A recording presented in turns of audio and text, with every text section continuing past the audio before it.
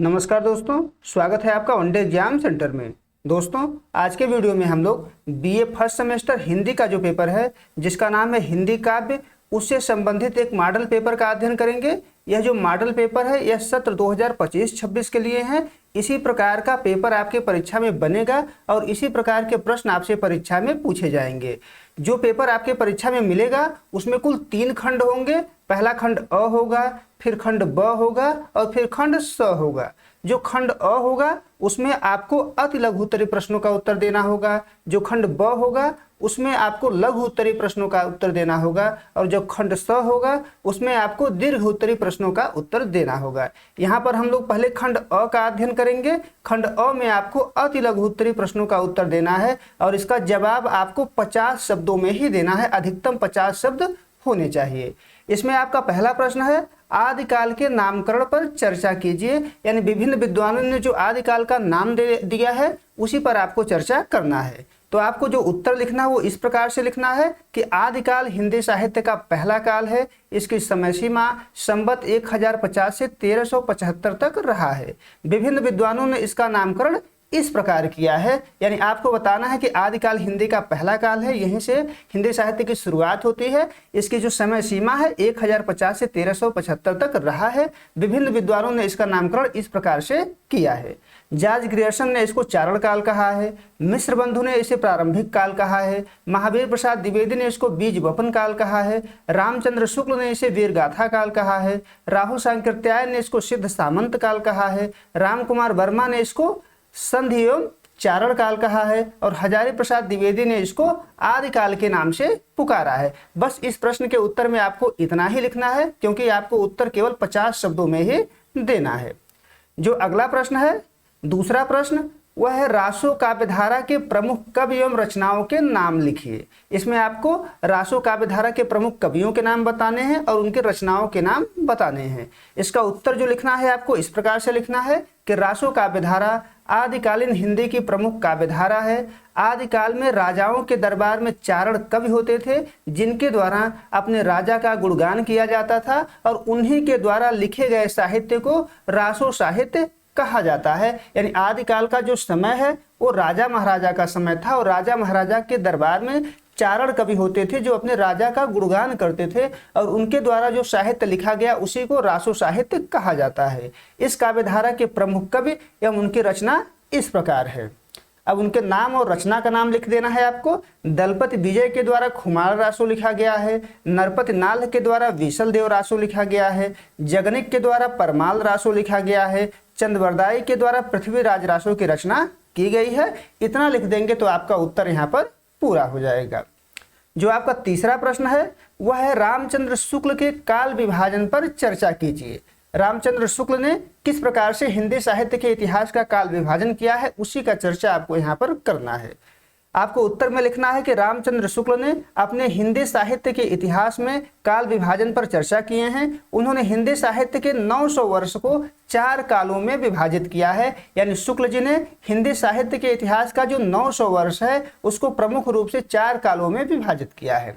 पहले काल को उन्होंने वीरगाथा काल नाम दिया है और इसकी समय सीमा संवत 1050 से लेकर 1375 तक है। दूसरा काल भक्ति काल है और इसकी समय सीमा संवत 1375 से संवत 1700 तक है।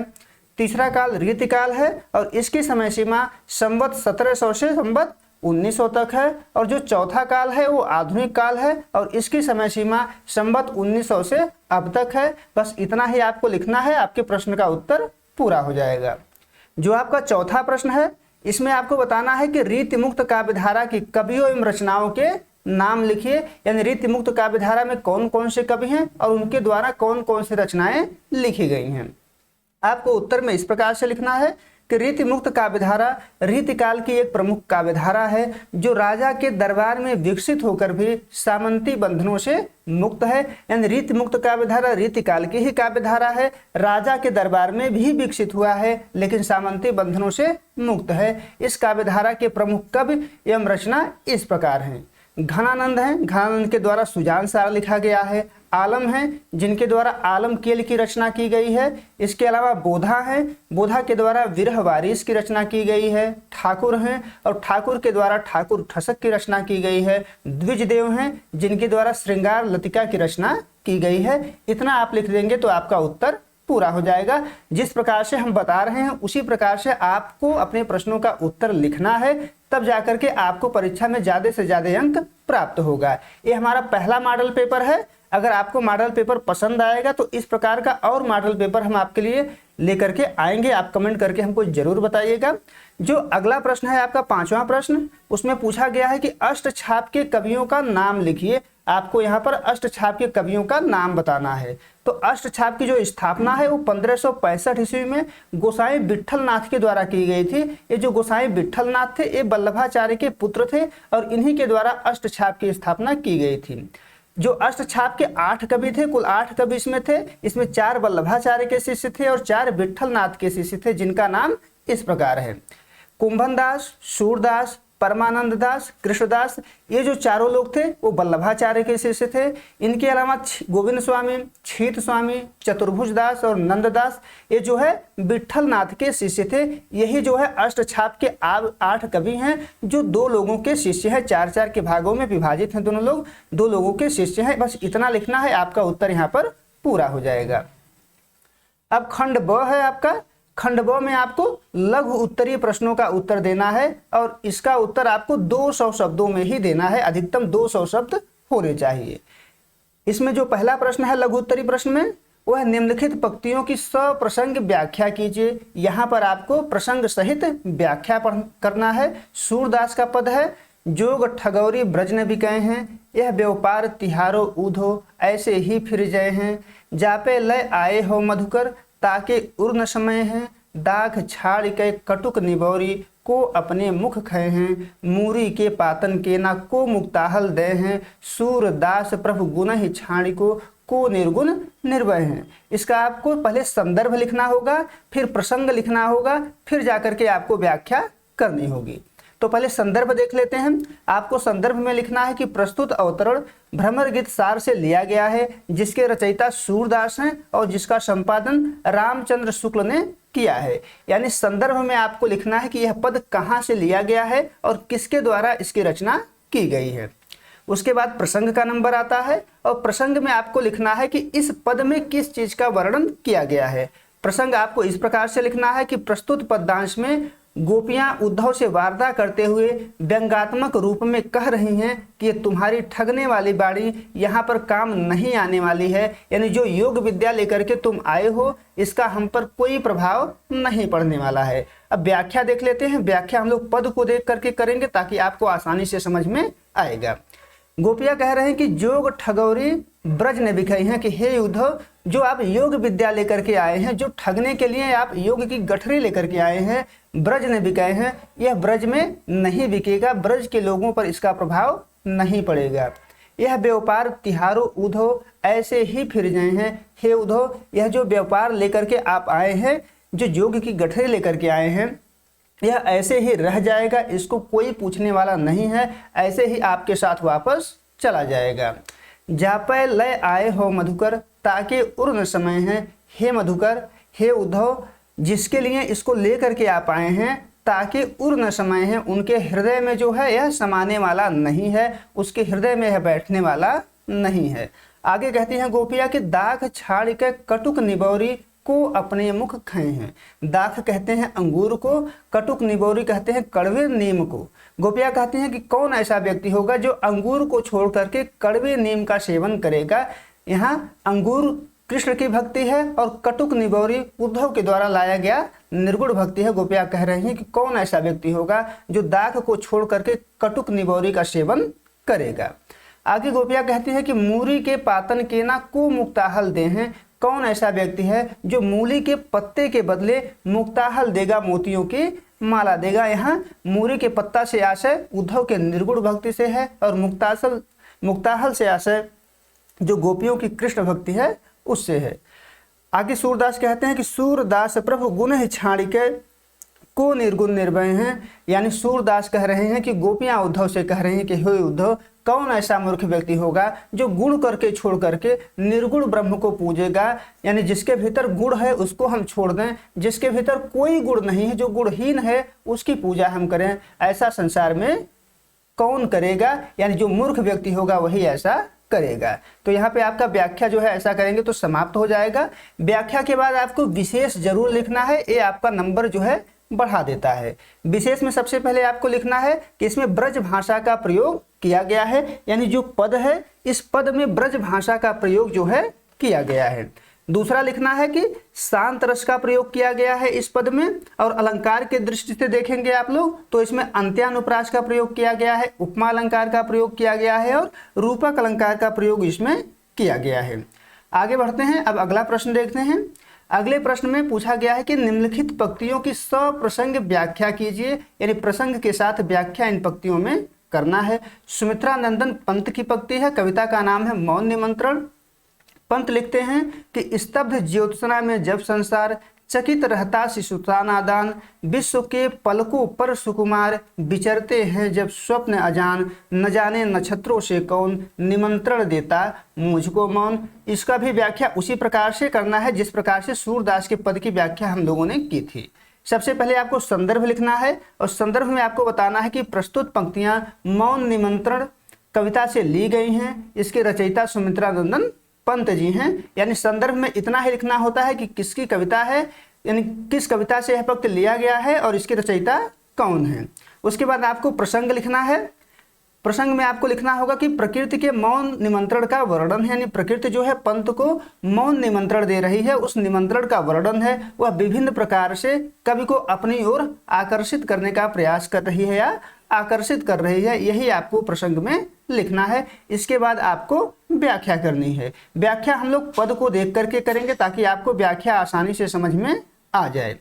पंत लिखते हैं कि स्तब्ध ज्योत्सना में जब संसार चकित रहता शिशुसा नादान, यानी ये कह रहे हैं कि रात के समय दूर दूर तक फैली हुई शांत स्निग्ध चांदनी को देख करके जब सारा संसार छोटे बच्चे की तरह आश्चर्यचकित हो जाता है, उस समय जिस समय विश्व के पलकों पर सुकुमार विचरते हैं जब स्वप्न अजान, यानी जब सभी लोग सोए रहते हैं, विश्व के समस्त प्राणी सोए रहते हैं तो सोते सोते समय मीठे सपने देखते हैं, तब जाकर के कोई अज्ञात और अदृश्य शक्ति नक्षत्रों के माध्यम से निमंत्रण देता है, नक्षत्रों के माध्यम से मुझको बुलाता है, बुलाने का निमंत्रण देता है। और कवि जो है छिपी सत्ता का ज्ञान प्राप्त करने के लिए बेचैन हो उठता है। इस प्रकार से इस पद का आपको व्याख्या करना है और व्याख्या करने के बाद आपको विशेष भी लिखना है, क्योंकि विशेष आपके नंबर को बढ़ा देता है। विशेष में आपको लिखना है कि प्राकृतिक सौंदर्य का इसमें अंकन किया गया है, कोमलकांत पदावली का प्रयोग किया गया है, सादृश्य मूलक अलंकारों की योजना यहाँ पर की गई है। इसके अलावा आपको विशेष में जो लिखना है दूसरा पॉइंट, चकित रहता शिशुसा नादान में उपमा अलंकार का प्रयोग किया गया है और इसमें लाक्षणिक पदावली का प्रयोग किया गया है, लक्षणा शब्द शक्ति का प्रयोग यहाँ पर किया गया है। ये आपको विशेष में लिख देना है। विशेष आप लिखेंगे तो आपका नंबर जो है बढ़ जाएगा। अगला जो प्रश्न है 8वां प्रश्न है लघु उत्तरी प्रश्नों में, तीसरा प्रश्न होगा ये। इसमें कहा गया है कि वह तोड़ती पत्थर कविता का केंद्रीय भाव लिखिए। जो निराला के द्वारा वह तोड़ती पत्थर कविता लिखा गया है, इसका केंद्रीय भाव आपको यहाँ पर लिखना है। तो आपको उत्तर में लिखना है कि वह तोड़ती पत्थर कविता का केंद्रीय भाव श्रमिक वर्ग के संघर्ष, सामाजिक विषमता और शोषित वर्ग के प्रति कवि की सहानुभूति है। कवि सूर्यकांत त्रिपाठी निराला एक मजदूर महिला के माध्यम से विपरीत परिस्थितियों में काम करते रहने वाले श्रमिक के दृढ़ संकल्प और स्वाभिमान को दिखाते हैं। यानी एक महिला सड़क के किनारे पत्थर तोड़ रही है, उसके माध्यम से श्रमिकों के दीर्घ संकल्प और स्वाभिमान को निराला जी ने दिखाया है और साथ ही शोषक वर्ग के हृदयहीनता पर भी उनके द्वारा व्यंग किया गया है। आगे बढ़ते हैं, हम लोग कविता के केंद्रीय भाव के मुख्य बिंदुओं का अध्ययन कर लेते हैं। प्रमुख बिंदुओं में हम इसलिए लेकर के आए हैं ताकि आपको आसानी से समझ में आए, आप परीक्षा में लिख सकें। यह कविता जो है तपन भरी दोपहरी में पत्थर तोड़ती एक मजदूर महिला के कठिन परिश्रम और संघर्ष को दर्शाती है।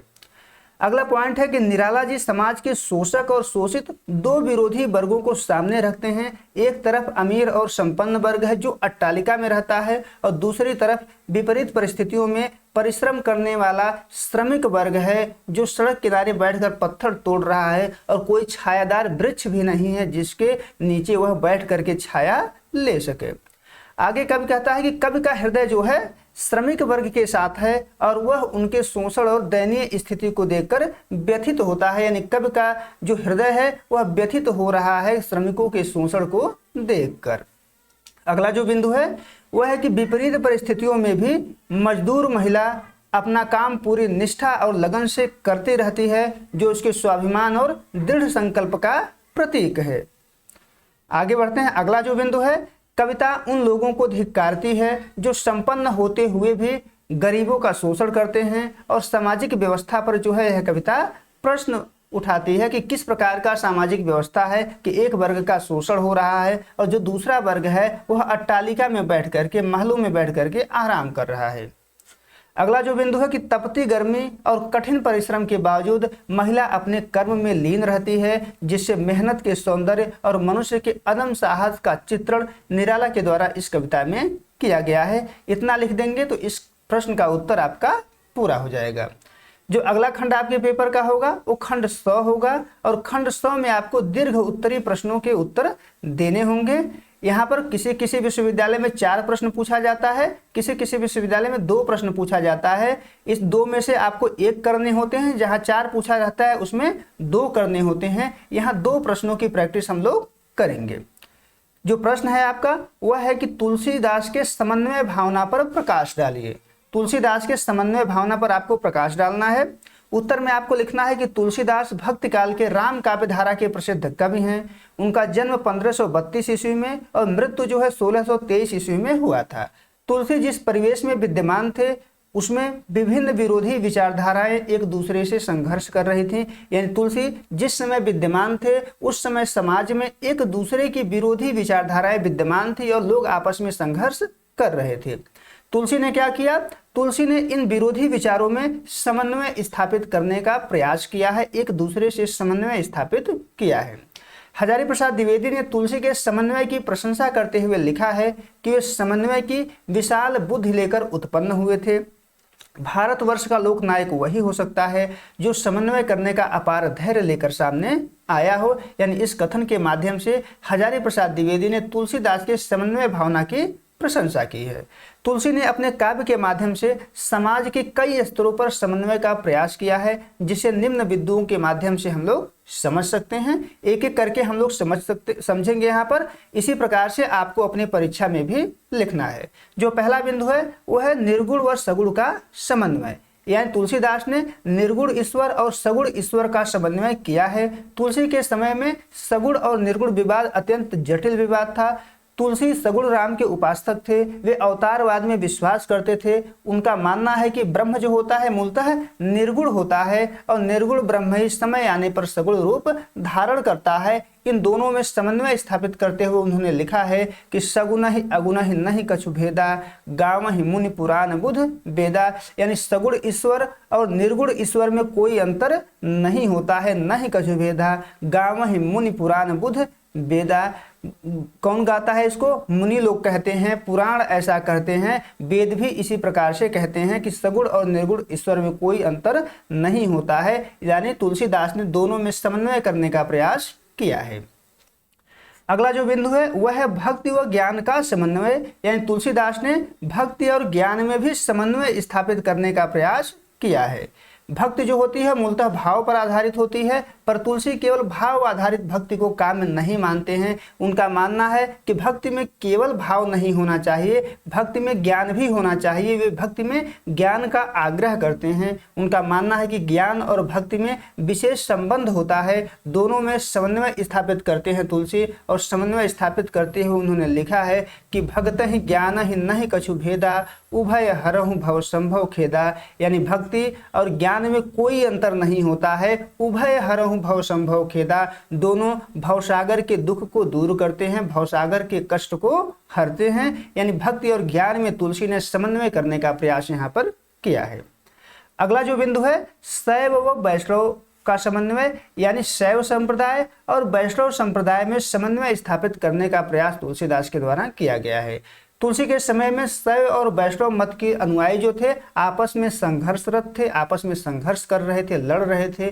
तुलसी राम के उपासक थे, लेकिन दोनों मतों में समन्वय का प्रयास करते हैं। ये राम से शिव की तथा शिव से राम की उपासना करवाते हैं और दोनों मतों में समन्वय करते हैं। तुलसीदास के जो राम है वो कहते हैं कि शिव द्रोही मम दास कहावा, सो नर मोहि सपने हो नहीं भावा, यानी जो शिव का द्रोही होगा, शिव को मानने वाला नहीं होगा और मेरा दास होगा, वह सपने में भी मुझको प्राप्त नहीं कर सकता है, उसको मैं सपने में भी दर्शन नहीं दूंगा। जो शिव का द्रोही होगा और हमारा दास होगा, यानी अगर हमारा दास हैं, आप हमारी पूजा कर रहे हैं, तो शिव को भी आपको मानना होगा। इसी प्रकार भगवान शिव भी कहते हैं कि सो मम इष्ट देव रघुबीरा, सेवत जाहि सदा मुनिधीरा, यानी भगवान शंकर कह रहे हैं कि हमारे इष्ट देव कौन है? रघुबीर है, भगवान राम है, जिसकी सेवा मुनि लोग करते हैं, धीर लोग करते हैं, विद्वान लोग करते हैं। यानी राम की पूजा शिव से करवाए हैं और शिव की पूजा राम से करवा करके दोनों संप्रदाय में समन्वय स्थापित करने का प्रयास तुलसीदास के द्वारा किया गया है। अगला जो बिंदु है वह है राजा व प्रजा का समन्वय। तुलसीदास राजा और प्रजा में समन्वय स्थापित करते हैं। मध्यकाल में राजा और प्रजा के मध्य जो खाई थी वो अत्यंत गहरी थी। एक तरफ जो राजा थे वे भोग विलास में डूबे हुए थे, दूसरी तरफ जो जनता थी उसकी हालत अत्यंत दयनीय बनी हुई थी। तुलसीदास ने राजा और प्रजा के मध्य समन्वय स्थापित किया है और समन्वय स्थापित करते हुए लिखते हैं कि सोई सेवक प्रियतम मम सोई, मम अनुशासन माने जोई, यानी राजा राम कह रहे हैं कि सोई सेवक प्रियतम मम सोई, वही मेरा सेवक है, वही मेरे लिए प्रिय है, जो मेरा अनुशासन मारेगा, जो मेरे नियम को मानेगा। आगे वह कहते हैं कि जो अनीति कछु भाषो भाई, तो मोहि बरजहु भय विसराई, अगर मैं कुछ गलत कर रहा हूँ, कुछ गलत कह रहा हूँ, तो मुझको बरजह, मुझको त्याग देना, बिना किसी भय के मुझको त्याग देना। तुलसी ने इसके माध्यम से राजा और प्रजा के मध्य समन्वय स्थापित करने का प्रयास किया है। अगला जो समन्वय का बिंदु है वो है भाग्य और पुरुषार्थ में समन्वय। तुलसी के समय में इस बात पर विवाद था कि भाग्य बड़ा है कि पुरुषार्थ बड़ा है, सारे काम भाग्य से होते हैं या कर्म से होते हैं, इसको लेकर के विवाद था। तुलसी ने इन दोनों में समन्वय स्थापित किया है। समन्वय स्थापित करते हुए एक दूसरे का वर्णन किया है। पहले तुलसी लिखते हैं कि कर्म प्रधान विश्व करि राखा, जो जस करई तस फल चाखा। यह कर्म को तुलसीदास बड़ा मानते हैं और कहते हैं कि विश्व जो है कर्म प्रधान है, जो जिस प्रकार का कर्म करता है उसको उसी प्रकार का फल मिलता है। दूसरी तरफ तुलसीदास क्या कहते हैं? भाग्य की प्रधानता को भी स्वीकार करते हैं और लिखते हैं कि हुई है सोई जो राम रचि राखा, को कही तर्क बढ़ावहि शाखा, यानी वही होगा जो राम हमारे भाग्य में लिखे होंगे, बहुत अधिक तर्क करने की जरूरत इस पर नहीं है। यानी यहाँ पर तुलसी भाग्य और पुरुषार्थ में समन्वय करते हैं, यानी कर्म और भाग्य में समन्वय करने का प्रयास तुलसीदास के द्वारा यहाँ पर किया गया है।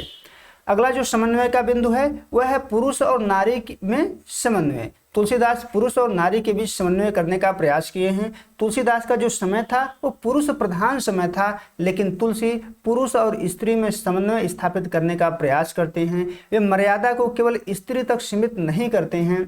तुलसी नारी से एक प्रतिबद्ध होने की उम्मीद करते हैं, यानी वे चाहते हैं कि नारियां एक प्रतिव्रत हों, यानी पतिव्रता हों। तो पुरुषों के लिए भी वह यही प्रतिमान निर्धारित करते हैं, पुरुषों के पास भी केवल एक पत्नी होनी चाहिए। तुलसीदास लिखते हैं कि एक नारी व्रत सब व्रत झारी, ते मन क्रम वच पति हितकारी, यानी राम राज्य में सभी पुरुषों के पास केवल एक ही नारियां हैं, एक ही नारियों से शादी किए हुए हैं और वो सभी नारियां मन क्रम और वचन से पति की हितकारिणी हैं, यानी सभी पतिव्रता हैं। यानी ऐसा कर करके तुलसीदास ने स्त्री और पुरुष के बीच समन्वय स्थापित करने का प्रयास किया है। अगला जो समन्वय का बिंदु है वह है लोक भाषा और संस्कृत में समन्वय। तुलसीदास ने भाषा के स्तर पर भी समन्वय किया है। उन्होंने अपने अधिकांश, यहाँ अधिकांश कर लीजिएगा, ग्रंथों की रचना लोक भाषा में की है और लोक भाषा और संस्कृत का समन्वय स्थापित किया है उन्होंने। ऐसा करते हुए तुलसीदास के द्वारा लिखा गया है कि का भाषा का संस्कृत, प्रेम चाहिए साँच, काम जू आवे कामरी, का लय करिए कुमाच। ये कहते हैं का भाषा, भाखा कहते हैं लोक भाषा को, तुलसीदास कहते हैं क्या लोक भाषा क्या संस्कृत सच्चा प्रेम होना चाहिए। जब हमारे कंबल से काम चल रहा है, काम जो आवे कामरी का लय करिए कुमाच, तो कुमाच की क्या आवश्यकता है। यानी दोनों भाषाओं में समन्वय स्थापित करने का प्रयास तुलसीदास के द्वारा किया गया है। अगर इस प्रकार से आप अपने प्रश्नों का उत्तर लिखते हैं तो आपके प्रश्नों का उत्तर जो है यहाँ पर पूरा हो जाएगा। अगला जो प्रश्न है वो है नागमती के विरह वर्णन की विशेषता बताइए। इसका भी उत्तर आपको 500 शब्द में देना है। नागमती के विरह वर्णन की विशेषता बताइए। आपको उत्तर में सबसे पहले हेडिंग डालना है नागमती का विरह वर्णन। आगे लिखना है आपको कि पद्मावत में नागमती का विरह वर्णन बेहद रमणीय, सुंदर और अत्यंत मार्मिक, यहाँ मार्मिक कर लीजिएगा, अत्यंत मार्मिक बन पड़ा है। यह हिंदी साहित्य में अद्वितीय है। यानी हिंदी साहित्य में इसके अलावा यानी पद्मावत के अलावा कहीं भी इस प्रकार का वियोग वर्णन नहीं मिलता है। नागमती जो है वो रत्नसेन की पत्नी है। रत्नसेन पद्मावती की खोज में सिंघल द्वीप गया है और नागमती को पति से 1 वर्ष दूर रहना पड़ता है, जिससे वह विरह की पीड़ा झेल रही है और यहीं पर उसका विरह वर्णन शुरू होता है। अब देख लेते हैं कि इसके विरह वर्णन की कौन कौन सी विशेषताएं हैं। जो विशेषता हम आपको बताएंगे इसी प्रकार से अपनी परीक्षा में आपको लिखना है। नागमती के विरह वर्णन की जो पहली विशेषता है वो है साधारण नारी। यानी नागमती विरह में एक साधारण नारी हो जाती है, वह रानी नहीं रह जाती है। नागमती के विरह वर्णन की सबसे बड़ी विशेषता यह है कि वह विरह को एक साधारण नारी के रूप में भोगती है, रानी के रूप में नहीं भोगती है। शुक्ल जी ने इसी की प्रशंसा करते हुए लिखते हैं कि अपनी भावुकता का बड़ा भारी परिचय जायसी ने इस बात में दिया है कि रानी नागमती विरह दशा में अपनी रानीपन बिल्कुल भूल जाती हैं और अपने को केवल साधारण नारी के रूप में देखती हैं। यानी रानी को वे सभी दुख प्रभावित कर रहे हैं जो एक साधारण स्त्री को प्रभावित करते हैं, वो विरह के समय में रानी नहीं रह जाती हैं। अगली जो विशेषता है वो है साधारणीकरण की अद्भुत क्षमता। यानी नागमती के विरह में साधारणीकरण की अद्भुत क्षमता है। अगर कोई स्त्री उसको पढ़ती है तो ऐसा लगता है कि रानी नागमती को वही चीजें प्रभावित कर रही हैं जो हमको प्रभावित करती हैं। नागमती के विरह में साधारणीकरण की अद्भुत क्षमता है, उसे वह सभी चीजें प्रभावित कर रही हैं जो एक साधारण स्त्री को प्रभावित करती हैं। उदाहरण के रूप में देख लेते हैं। जायसी ने लिखा है कि वर्षय मघा झकोरी झकोरी मुर दुई नैन चुह जस ओरी। मघा नक्षत्र है, खूब बारिश हो रहा है, उसी प्रकार से बारिश हो रहा है जिस प्रकार के जो नागमती है उसके नैन से वर्षा हो रहा है, उसके नैन से जो है आंसू गिर रहे हैं। यह वर्षे मघा झकोरी झकोरी जो है मघा का बरसात, रानी तो महल में रहती हैं लेकिन फिर भी उनको प्रभावित कर रहा है, जो एक आम स्त्री को प्रभावित करता है। यह साधारणीकरण की क्षमता को अत्यंत बढ़ा देता है। तीसरी विशेषता है गार्हस्थ्यिक चेतना। नागमती के वियोग की जो तीसरी विशेषता है वो है गार्हस्थ्यिक चेतना। यानी नागमती का जो वियोग है वो गार्हस्थ्यिक चेतना से युक्त है। एक गृहस्थ स्त्री का वियोग है। वह समझती है कि मध्यकाल में जो पुरुष है उसे यह अपेक्षा नहीं किया जा सकता है कि वह एक स्त्री के प्रति ईमानदार रहे, वह कई स्त्रियों के साथ रह सकता है। इसलिए वह कहती है कि मोहि भोग सौ काज न बारी, सौ है दृष्टि के चाहन हारी। यानी हमको भोग नहीं करना है अपने पति के साथ, मुझे भोग नहीं चाहिए, मैं बस इतना चाहती हूँ कि हमारा जो पति है वो हमारी दृष्टि के सामने रहे। मोहि भोग सो काज न बारी, सौह दृष्टि के चाहनहारी। हमको भोग से कोई काम नहीं है, मैं यही चाहती हूँ कि हमारा जो पति है वो हमारे सामने रहे। अगली विशेषता है संवेदन आरोप। यानी अपने दुखों का प्रकृति पर आरोपण कर देना, प्रकृति को अपने दुख से दुखी कर देना। नागमती के विरह में प्रकृति स्वाभाविक रूप से शामिल होती है। प्रकृति से जो संवेदन आरोप का चित्र है यह अन्य कवियों में भी मिलता है, पर विरही के दुख में दुखी होना केवल नागमती के विरह में मिलता है। यानी प्रकृति जो है नागमती के विरह को देख करके स्वयं भी दुखी हो जाती है। उदाहरण के रूप में देख लेते हैं। जैसे लिखते हैं कि फिर रो को नहीं बोला, आधी रात विहंगम बोला, तू फिर दाहे सब पाखी, के ही दुख रैन न लावही आंखें। यानी नागमती जो है बार बार रो रही है, फिर रो को नहीं बोला, कोई व्यक्ति वहां पर बोलने वाला नहीं है। आधी रात विहंगम बोला, आधी रात जब बीत जाती है तो पक्षी कहती है कि तू फिर दाहे सब पाखी, क्यों इतना रो रही है, क्यों जो है इतना रो रही हो, किह दुख रैन न लावह, या कि कौन सा तुम्हें दुख है कि तुम रैन न लावह, या कि सो नहीं रही हो बल्कि रो रही हो। यानी पक्षी जो है, प्रकृति जो है नागमती के दुख में दुखी होती है। इसको संवेदन आरोप के नाम से जाना जाता है। अगली जो विशेषता है वो है अनूठी प्रतिबद्धता। नागमती के विरह में अनूठी प्रतिबद्धता है। वह मर कर भी अपने पति को देखना चाहती है, अपने पति से मिलना चाहती है। वह जीवन की संपूर्ण सार्थकता पति को कष्टों से बचाने में समझती है। वो समझती है कि हमारे जीवन की सार्थकता तभी तक है जब हम अपने पति को कष्टों से बचा पाएं। जैसे लिखते हैं कि यह तन जारो, यहाँ जारो कर लीजिएगा, छार के कहो कि पवन उड़ाव, मकुत ही मार्ग उड़ पड़े, कंत धरे जह पाओ। यानी नागमती कह रही है कि यह तन जारो छार के कहो कि पवन उड़ाओ, यानी यह शरीर जरा करके राख कर दूं और पवन से कहूं कि उड़ा करके ले चलो। कहाँ लेकर चलो? मकुत ही मार्ग उड़ी परे, कंत धरे जहाँ पाओ। उसी मार्ग में हमको उड़ा करके ले चलो जहाँ हमारे कंत, हमारे प्रियतम, हमारे जो पति हैं पाँव रखेंगे, यानी उनको कोई कष्ट नहीं होने देंगे अगर हम नीचे, पाँव के नीचे रहेंगे। तो ऐसा यहाँ पर आशय है। अगली जो विशेषता है वो है उहात्मकता। उहात्मकता कविता में वहां पर आता है जहां मांस, हड्डी आदि चीजों का वर्णन किया जाता है। यह विरह कहीं कहीं उहात्मक भी हो जाता है, यानी नागमती का जो विरह वर्णन है यह उहात्मक हो जाता है। पर यह उहात्मकता जो है जुगुप्सा उत्पन्न नहीं करता है, घृणा उत्पन्न नहीं करता है, बल्कि ऐसे वर्णनों में जो हृदय होता है वो द्रवीभूत हो जाता है, हृदय जो है पिघल जाता है। जैसे लिखते हैं कि दही कोयला भई कंत सनेहा, तोला मासु रहा नहीं देहा, रकत न रहा बिरह तन जरा, रति रति हुई नैनन ढरा। यानी दही कोयला भई कंत सनेहा, जो नागमती है वो जल करके कोयला हो गई है, पति के प्रेम में जल करके कोयला हो गई है। तोला मांस रहा नहीं देहा, अब उसके शरीर में एक तोला मांस भी शेष नहीं रह गया है। रकत न रहा बिरह तन जरा, रक्त भी नहीं शेष बचा हुआ है, वह विरह में जर गया है। रति रति हुई नैनन ढरा, यानी जिस प्रकार से आंसू गिर रहे थे उसी प्रकार से रति रति करके धीरे धीरे नैनों से खून जो है बह गए हैं। यानी उसके शरीर में जो है न मांस है न खून है, कुछ भी नहीं बचा हुआ है। जहाँ ऐसा वर्णन होता है वहाँ पर उहात्मकता आता है। स्पष्ट है दोस्तों कि नागमती का विरह वर्णन बेहद मार्मिक और सुंदर है, जो साधारणीकरण की अद्भुत क्षमता रखती है। इस प्रकार से अगर आप उत्तर लिखेंगे तो आप परीक्षा में अधिकतम अंक प्राप्त कर सकेंगे। अगर आपको ये मॉडल पेपर अच्छा लगा है तो आप कमेंट करके हमको जरूर बताइएगा। अगर आपको इसी तरीके से और मॉडल पेपर चाहिए तब भी कमेंट करके जरूर बताइएगा, हम आपके लिए लेकर के आते रहेंगे। बहुत बहुत धन्यवाद।